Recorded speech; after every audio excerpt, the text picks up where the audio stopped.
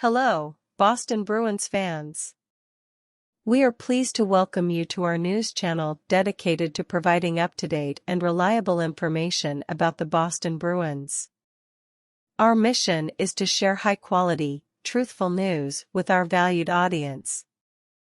Be sure to follow the latest and most up-to-date news about the Boston Bruins, which is published daily here. To always stay informed, we invite everyone to subscribe to our channel. Boston's strong start on Saturday didn't last. The Bruins fell 5-4 to the Detroit Red Wings. The Bruins' 10-game regulation losing streak was snapped on Saturday night. The Boston Bruins have developed a troubling habit recently.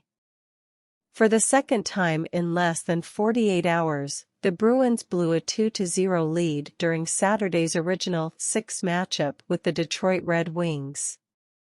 However, unlike last Thursday's situation, where they exchanged countless opportunities with the Toronto Maple Leafs, the Bees seemed indisposed in several aspects. Without Derek Forbort, the Bruins' defensive specialist, he allowed 2 goals in power play situations. At an offensive level, the team improved, with a decisive goal from James Van Riemsdyk, an outstanding performance from Matthew Poitras and a significant contribution from Charlie Coyle. However, even as they held a 3-2 lead, the Bruins looked like a team fighting through an intense battle. Their defense had structural problems, and the accuracy of their passes left something to be desired. Additionally, chasing the puck on the ice and along the edges proved slower. In the end, the Bruins gave up 3 goals in the last 20 minutes of the game. Dylan Larkin turned the game around to tie it 3-3 at 6:50 of the third period. After an initial failed attempt, David Perron scored a lucky goal just 2:06 later. Soon after, Andrew Kopp grabbed a rebound and gave the Red Wings the lead with 1:38 remaining.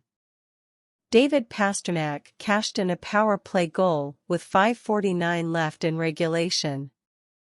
However, 2 questionable plays, a Pastrnak penalty and a Coyle puck control in the final moments of regulation, secured Detroit's 5-4 victory. The Bruins worked hard tonight.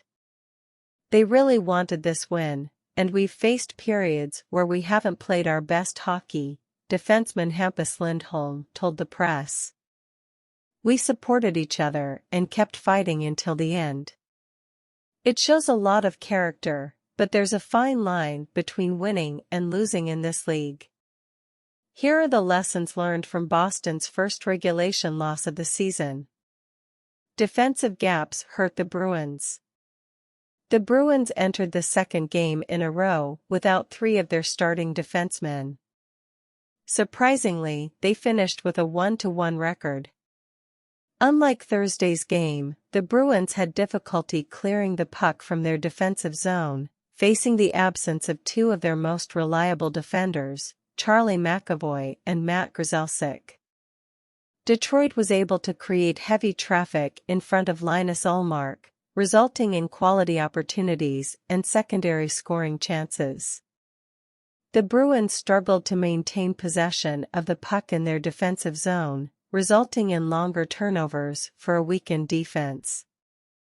In the context of their absence, the players we have lost on defense, that has had an impact on our stance on puck breakout and our stance on protecting our own goal, Montgomery told reporters.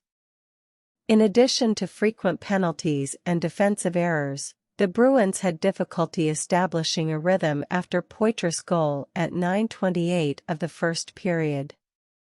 At that point, they had a 12-6 advantage in shots on goal. The Red Wings outscored the Bruins 33-18 after Poitras' goal. While Ullmark struggled with rebounding and puck coverage, the current Vezina Trophy holder did everything he could to keep the team in the game. I think Linus made a lot of good saves, especially in the power play situations they had. I think he was at his best, but we wasted glorious opportunities, commented Montgomery. The penalties put the Bruins on the chase. The Bruins were on the wrong end of a few boundary calls on Saturday, starting with the first penalty when Larkin drew an interference call from Brandon Carlo. Regardless of the questionable officiating, Boston's top-ranked power play faced its first tough test of the season. Without their penalty kill specialist, Forbort, the Bruins gave up 2 goals on Detroit's effective power play situations. One of the penalties was attributed to Carlo, the team's other reliable foul defender, in the box after Mason Raymond scored his 4th goal of the season at 16:20 of the first period. The Red Wings executed a seamless transition to their power play setup, allowing for quicker puck movement to create shooting opportunities. The Bruins went into chase mode, but almost returned to form in the second period, after managing to nullify the first 2 situations of numerical inferiority. Please enjoy this video now, as it plays a crucial role in ensuring you don't miss any important news related to the Boston Bruins. We'll be sharing updates constantly on this channel, so stay tuned. Thank you in advance for your continued support.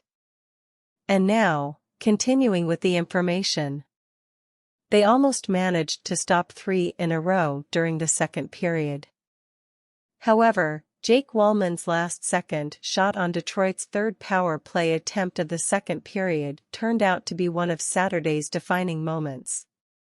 When you play against an excellent power play like Detroit's, you can't commit penalties. I don't know if we were penalized 7 or 8 times, but it's too many, lamented Montgomery about the penalties committed by Boston. The 8 penalties awarded set a record for the season. However, Saturday's loss provides the evolving Bruins with another opportunity to grow and learn quickly. Bruins embrace growing pains. This time last year, the Bruins had become a well-oiled machine. This year, they have faced some growing pains without 2 of their main central defenders in the history of the franchise.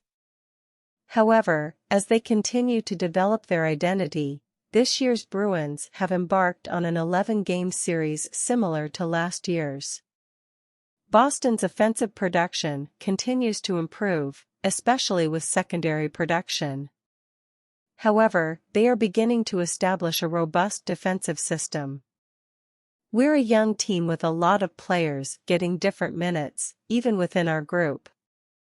Those minutes accumulate, and you have to get used to it, Montgomery shared with reporters. I think we'll see more of that than last year, because of our team composition.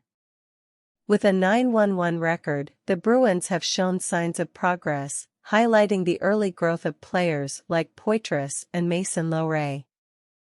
However, they have also faced challenges, namely changes in Montgomery's lineup and difficulties in maintaining a multi-goal lead in 3 of the last 5 games.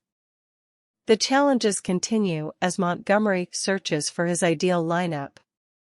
However, as they have done under the leadership of Patrice Bergeron, David Krejci, Zdeno Chara and countless other leaders in the past, the Bruins face every obstacle in their path head-on.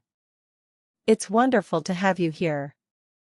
I am extremely happy with your presence and would love to hear your opinion in the comments, so that we can together expand our knowledge of Boston through this channel.